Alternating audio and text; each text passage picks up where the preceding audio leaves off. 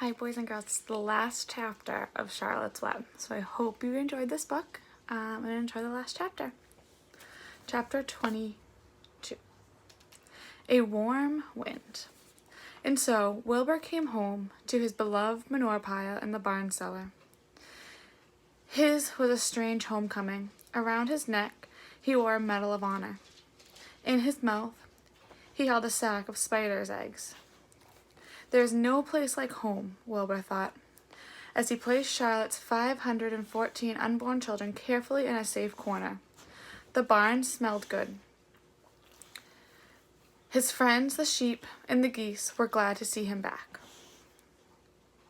The geese gave him a noisy welcome. "Congratulations," they cried. "Nice work." Mr. Zuckerman took the medal from Wilbur's neck and hung it on a nail over the pig pen, where visitors could examine it. Wilbur himself could look at it whenever he wanted to. In the days that followed, he was very happy. He grew to a great size. He no longer worried about being killed, for he knew that Mr. Zuckerman would keep him as long as he lived. Wilbur often thought of Charlotte. A few strands of her old web still hung in the doorway. Every day, Wilbur would stand and look at the torn, empty web, and a lump would come to his throat. No one ever said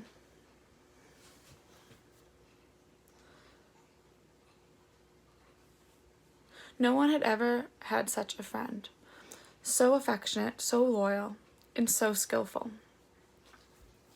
The autumn days grew shorter. Lurvy brought the squashes and pumpkins in from the garden and piled them on the barn floor, where they wouldn't get nipped on frosty nights. The maples and the birches turned bright colors, and the wind shook, and they dropped their leaves one by one to the ground. Under the wild apple trees in the pasture, the red little apples lay thick on the ground, and the sheep gnawed them, and the geese gnawed them, and foxes came in the night and sniffed them. One evening, just before Christmas, snow began to fall. It covered house and barn and fields and woods. Wilbur had never seen snow before. When morning came, he went out and plowed the drifts in his yard for the fun of it. Fern and Avery arrived, dragging a sled. They coasted down the lane and out into the frozen pond in the pasture. "Coasting is the most fun there is," said Avery. "The most fun there is," retorted Fern, is when the Ferris wheel stops, and Henry and I are in top car, and Henry makes the car swing, and we can see everything for miles and miles and miles. Goodness, are you still thinking about that old Ferris wheel?" said Avery in disgust. "The fair was weeks and weeks ago. I think about it all the time," said Fern, picking snow from her ears. After Christmas, the thermometer dropped to 10 below zero. Cold settled on the world. The pasture was bleak and frozen. The cows stayed in the barn all the time now, except on sunny mornings when they went out and stood in the barnyard in the lee of the straw pile. The sheep stayed near the barn too, for protection. When they were thirsty, they ate snow. The geese hung around the barnyard the way the boys hung around a drugstore, and Mr. Zuckerman fed them corn and turnips to keep them cheerful. "Many, many, many thanks," they always said when they saw food coming. Templeton moved indoors when winter came. His ratty home under the pig trough was too chilly, so he fixed himself a cozy nest in the barn behind the grain bins. He lined it with bits of dirty newspaper and rags, and whenever he found a trinket or a keepsake, he carried it home and stored it there. He continued to visit Wilbur 3 times a day, exactly at mealtime, and Wilbur kept the promise he had made. Wilbur let the rat eat first. Then, when Templeton couldn't hold another mouthful, Wilbur would eat. As a result of overeating, Templeton grew bigger and fatter than any rat you ever saw. He was gigantic. He was as big as a young woodchuck. The old sheep spoke to him about his size one day. "You will live longer," said the old sheep, "if you eat less." "Who wants to live forever?" sneered the rat. "I am naturally a heavy eater, and I get untold satisfaction from the pleasure of the feast." He patted his stomach, grinned at the sheep, and crept upstairs to lie down. All winter, Wilbur watched over Charlotte's egg sack as though he was guarding his own children. He had scooped out a special place in the manure for the sack, next to the board fence. On very cold nights, he lay so that his breath would warm it. For Wilbur, nothing in his life was so important as this small round object. Nothing else mattered. Patiently he awaited the end of winter and the coming of the little spiders. Life is always a rich and steady time when you are waiting for something to happen or to hatch. The winter ended at last. "I heard the frogs today," said the old sheep one evening. "Listen, you can hear them now." Wilbur stood still and cocked his ears. From the pond, in shrill chorus, came the voices of hundreds of little frogs. "Springtime," said the old sheep thoughtfully. "Another spring." As she walked away, Wilbur saw a new lamb following her. It was only a few hours old. The snows melted and ran away. The streams and ditches bubbled and chattered with rushing water. A sparrow with a streaky breast arrived and sang. The light strengthened. The morning came sooner. Almost every morning there was another new lamb in the sheepfold. The goose was sitting on 9 eggs. The sky seemed wider, and a warm wind blew. The last remaining strand of Charlotte's web floated away and vanished. One fine sunny morning after breakfast, Wilbur stood watching his precious sack. He wasn't thinking of anything much. As he stood there, he noticed something move. He stepped closer and stared. A tiny spider crawled from the sack. It was no bigger than a grain of sand, no bigger than the head of a pin. Its body was gray with a black stripe underneath. Its legs were gray and tan. It looked just like Charlotte. Wilbur trembled all over when he saw it. The little spider waved at him. Then Wilbur looked more closely. 2 more little spiders crawled out and waved. They climbed round and round on the sack, exploring their new world. Then 3 more spiders. Then 8, then 10. Charlotte's children were here at last. Wilbur's heart pounded. He began to squeal. Then he raced in circles, kicking manure into the air. Then he turned a backflip. Then he planted his front foot and came to a stop in front of Charlotte's children. "Hello there," he said. The spider said hello. The first spider said hello, but its voice was so small Wilbur couldn't hear it. "I am an old friend of your mother's," said Wilbur. "I am glad to see you. Are you all right? Is everything all right?" The little spiders waved their forelegs at him. Wilbur could see by the way they acted that they were glad to see him too. "Is there anything I can get you? Is there anything you need?" The young spiders just waved. For several days and several nights they crawled here and there, up and down, around and about, waving at Wilbur, trailing tiny drag lines behind them and exploring their home. There were dozens and dozens of them. Wilbur couldn't count them, but he knew that he had a great many new friends. They grew quite rapidly. Soon each was as big as a BB shot. They made tiny webs near the sack. Then came a quiet morning when Mr. Zuckerman opened a door in the north side. A warm draft of rising air blew softly through the barn cellar.